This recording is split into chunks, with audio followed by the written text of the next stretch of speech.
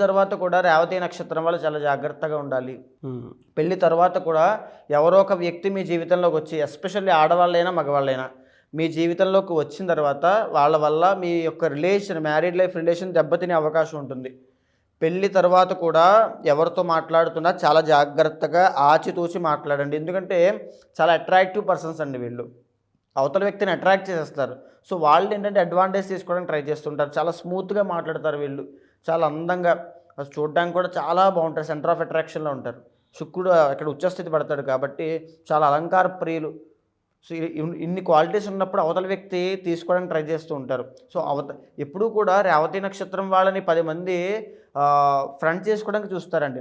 మిత్రుడిగా చేసుకోవడానికి చూస్తారు, కలుపుకోవడానికి చూస్తారు. ఎందుకంటే వీళ్ళ దగ్గర గుణాలు అలా ఉంటాయి. 10 మందికి దానం ధర్మం చేసే గుణాలు, 10 మందికి మంచి చేసే గుణాలు, 10 మందికి సేవ చేసే గుణము. వీళ్ళు ఖచ్చితంగా ప్రజలకి అదేవిధంగా సమాజానికి అవసరమైనటువంటి వ్యక్తుల కింద అవుతారు. కాబట్టి వీళ్ళని ఎవరు వదులుకోవాలనుకోరు. సో ఇక్కడ ఏంటంటే మీ రిలేషన్ గురించి అడిగారు కాబట్టి మ్యారేజ్ తర్వాత ఎవరో ఒక వ్యక్తులు కానీ జీవితంలోకి వచ్చి ఆ రిలేషన్ దెబ్బతీసే అవకాశాలు ఎక్కువ ఉంటాయి. సో అలాంటి విషయాల్లో చాలా అప్రమత్తంగా ఉండాలి. మ్యారీడ్ లైఫ్లో రిలేషన్ పాడయ్యే అవకాశాలు ఈ మూడో వ్యక్తి ఇన్ఫ్లుయెన్స్ వల్లే ఉంటాయి.